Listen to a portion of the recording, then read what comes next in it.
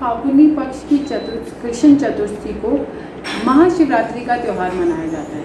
ये एक ऐसा त्यौहार है जिसके अंदर सिर्फ और सिर्फ एनर्जीज हैं, जिसको पाने से आप अपनी ज़िंदगी को बदल सकते हैं। जी हाँ, आप अपनी ज़िंदगी को 360 एंगल बदल सकते हैं। जो गरीब हैं वो अमीर बन सकते हैं, जो दुखी हैं वो सुखी बन सकते हैं, जिनकी शादियां नहीं हुई वो शादियां उनकी हो सकती हैं, और जो पढ़ाई नहीं कर पा रहे हैं वो पढ़ सकते हैं।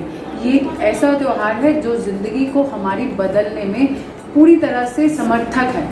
कहा जाता है कि ये त्यौहार को महाशिवरात्रि वाले दिन, यानी कि महाशिवरात्रि क्यों बोला जाता है, तो महाशिवरात्रि मतलब सबसे बड़ी शिवरात्रि इसको बोला जाता है। शिवरात्रि हर महीने की एक दिन आपको मिलती है, पर महाशिवरात्रि वाले दिन की हुई हर एक पूजा, हर एक रेमेडी आपके लिए सोने पे सुहागा का काम करती है। इस दिन भगवान शिव की पार्वती जी के साथ शादी भी हुई है, और अगर आप इस रात को आप भगवान शिव और पार्वती की पूजा और आराधना करते हैं और मंत्र चांटिंग करते हैं, तो आपको अपनी ज़िंदगी को बदलने के लिए कुछ ज़्यादा समय नहीं लगेगा। ये त्यौहार ही एक ऐसा त्यौहार है। कहा जाता है कि जिन लोगों को अपनी ज़िंदगियां बदलनी हैं, इस दिन आप कुछ ना करें, रात को आप 1.25 लाख का मंत्र जाप कर लेंगे तो आप बहुत सारी चीज़ें चेंज कर पाएंगे, और ये आपको अगले 15 दिन में ही दिखेगा। जी हाँ, पहले तो हम लोग ये बातें करते हैं कि हम क्या क्या और कौन कौन सी रेमेडी करेंगे जिससे करने से हम अपनी इस दिन को उतना पावरफुल बना सके और अपनी ज़िंदगी को भी। Hi friend, my name is Anuradha. जैसे कि आप जानते हैं, मैं एक फेस रीडर, एस्ट्रोलॉजर, न्यूमरोलॉजिस्ट हूँ, और आज आपके साथ महाशिवरात्रि के पर्व अवसर पर कुछ ऐसी ही रेमेडी और ऐसी ही आपके सामने टिप्स लेके आई हूँ जिसको करने से आप अपनी ज़िंदगी को मनचाहा बना सकते हैं।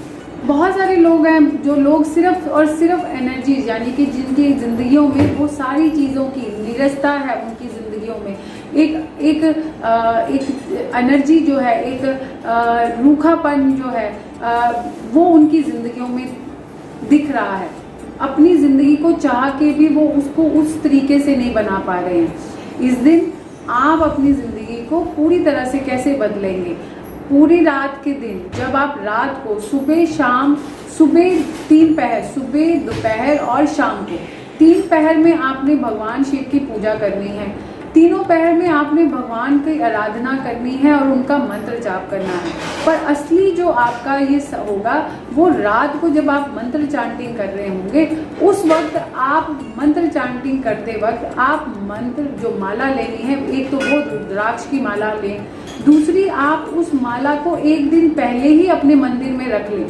उस मंदिर में रखने के बाद उसकी एनर्जीज उस माला में ऑलरेडी इतनी एनर्जीज होती है, और उसी दिन उसी रात को आपने अपने मंदिर में भी पूरी रात अगर आप दिया जला सकते हैं तो दिया प्रज्वलित करें उस दिन और उससे एक दिन पहले। ये 2 रातें आपकी ज़िंदगी की सबसे महत्वपूर्ण रातें होती हैं।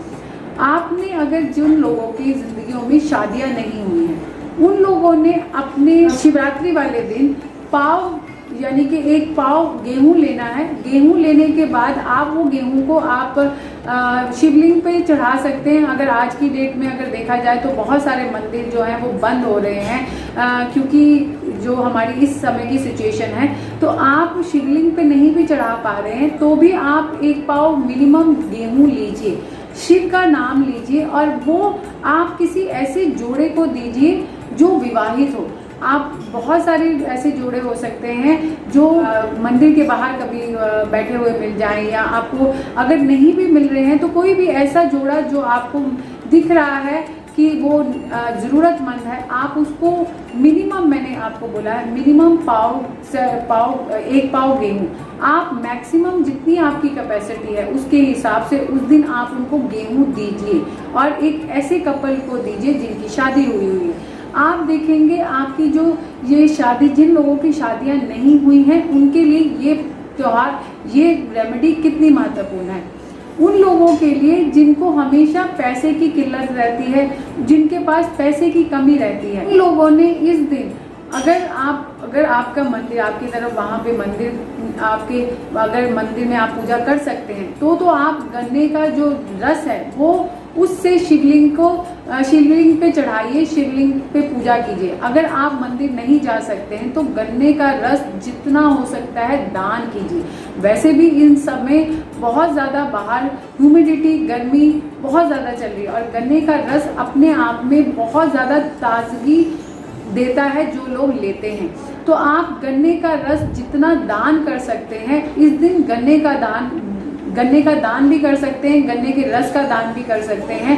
आप देखेंगे इस दिन माँ लक्ष्मी भी आप पे कृपा करेगी और आपके घर में पैसों की जो कमी होती है वो कमी आपकी काफ़ी ज़्यादा कम हो जाएगी। मैं ये कहूँगी कि अगर आप इस चीज़ को रेगुलरली यानी कि हर सोमवार को भी कुछ ना कुछ इस चीज़ में से कुछ ना कुछ चीज़ों का दान करेंगे तो डेफिनेटली आपके घर में लक्ष्मी जी आपके घर में विराजेंगे।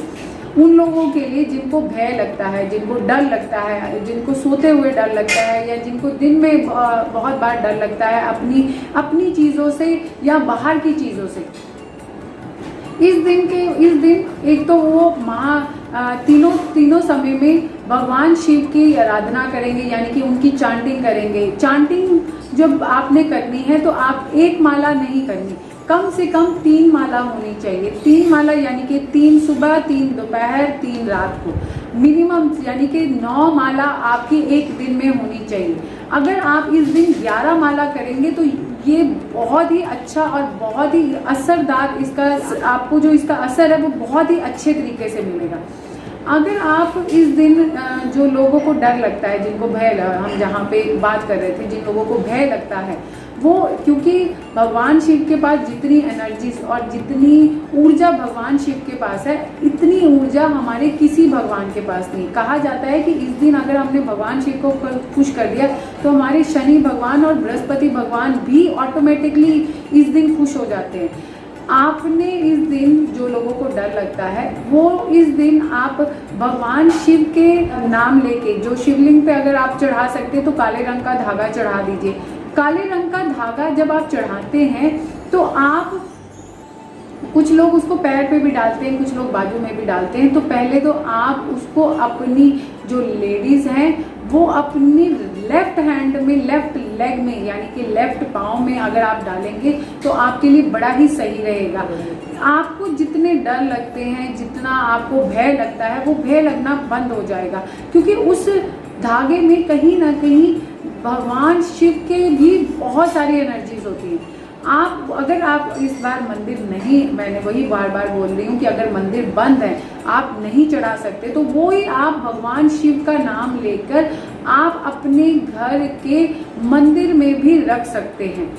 वैसे जो लोग अगर शिव की आराधना करना चाहते हैं, शिवलिंग, तो आप अपने घर में एक मिट्टी का छोटा सा शिवलिंग बना लीजिए।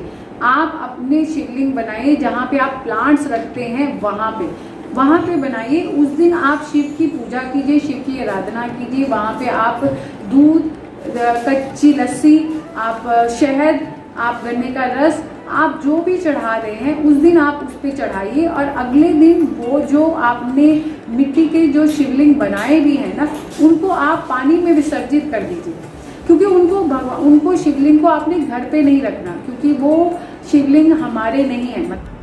बात करेंगे उन लोगों के लिए जिन लोगों को एग्ज़ाम्स की हमेशा एंग्जाइटी रहती है, यानी कि जब भी उनका कोई भी एग्ज़ाम हो, रिगार्डिंग वो स्कूल का हो, कॉलेज का हो, यानी कि आपके ऑफिस में भी अगर आप अपनी स्टडी कर रहे हैं, अपने साथ साथ में अपने मास्टर्स कर रहे हैं या अपने कोई ऐसे इंटरनेशनल कोर्सेज़ कर रहे हैं, तो जब आपके एग्ज़ाम्स होते हैं तो एक अलग तरह की एंग्जाइटी हो जाती है।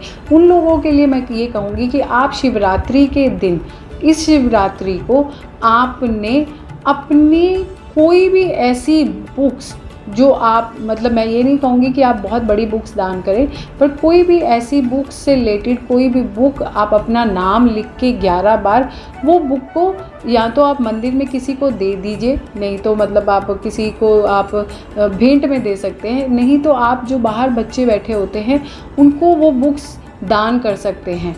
आप वो बुक से रिलेटेड आपके स्टडी मटेरियल से हो ऐसा कोई ज़रूरी नहीं है। बुक्स यानी कि कोई भी बुक आप उन बच्चों को दान कर सकते हैं।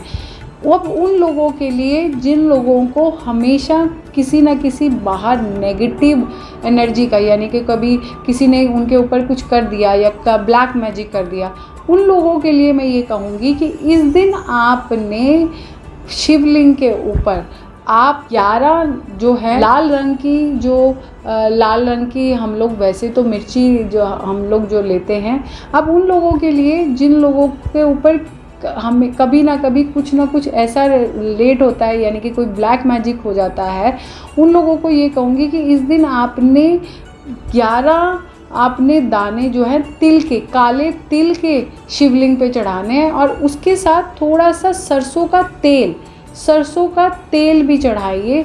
आपके लिए बहुत शुभ होगा। आपका जितना भी किया करा जिसने भी जो किया होगा वो निकल जाएगा। अब ये उन लोगों के लिए रेमेडी है जिन लोगों को अपनी विश फुलफ़िल करनी है, यानी कि कोई भी उनकी विश है जो उनको चाहिए कि उनको अपनी ज़िंदगी में पूरा करना है, उनके लिए मैं यही कहूँगी, एक तो आप उस दिन शिवलिंग के ऊपर आपने पंचमत्र यानी कि 5 जो दूध से बनी हुई चीज़ें हैं उनका आपने दान करना है और शिवलिंग पे चढ़ाना है। वो दान आप बाहर भी कर सकते हैं, बाहर बच्चों पे भी कर सकते हैं, बाहर लोगों को भी दे सकते हैं, बट उसकी जो आपने जितने लोगों को अगर आप दे रहे हैं तो उसकी काउंटिंग जो होगी वो 11 लोगों की होगी मिनिमम। उससे आप देखेंगे उस दिन की ये रेमेडी करने से आपकी जो विश फुलफिलमेंट है, जो आप विश करना चाह रहे हैं या आपके दिल में कोई विश है, वो पूरी होने के पूरे आसार दिख जाएंगे। उन लोगों के लिए जो लव मैरिज करना चाहते हैं, जिनको प्रेम विवाह करना है, उन लोगों के लिए मैं यही कहूँगी कि इस दिन शिवलिंग पे आप लोगों ने अपने प्यार की यानी कि 5 लाल गुलाब और 1 नारियल भी शिवलिंग पे चढ़ाना है। फिर देखिए आपकी लव मैरिज ज़रूर होगी। उन लोगों के लिए जिनके कोर्ट केसेस चल रहे हैं और अपने कोर्ट केस में उनको जीतना है, उन लोगों के लिए मैं यही कहूँगी कि इस दिन आपने जो है महाशिवरात्रि का दिन है, एक तो आप जब मॉर्निंग में जाना है, आपने तीनों समय में अगर आप मंदिर में विज़िट करेंगे, मंदिर में जाएंगे तो बहुत अच्छा रहेगा आपके लिए।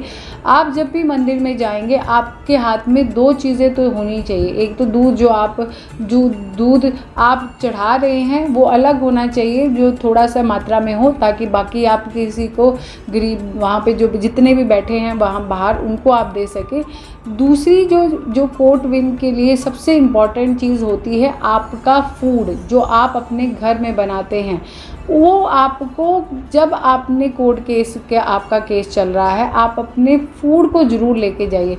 वो फूड जो उस दिन आपके घर में बनेगा, उस फूड का कुछ पोर्शन आप वहाँ पे लोगों को दीजिए। उसमें आपका स्वीट और सॉल्ट दोनों होना चाहिए। फिर देखिए आपकी कोर्ट केस में कैसे विन होती है। अब ये जो रेमेडीज़ अगर आप करते हैं महाशिवरात्रि के दिन, आपके घर में डेफिनेटली आप अपनी उस चीज़ से मुश्किल निजात पाएंगे और अपनी घर में बहुत सारी खुशियों का आगमन करेंगे। अगली बारी कुछ नई रेमेडीज़, कुछ नए चीज़ों, नई वीडियोज़ के साथ एक बार दोबारा पेश होंगे।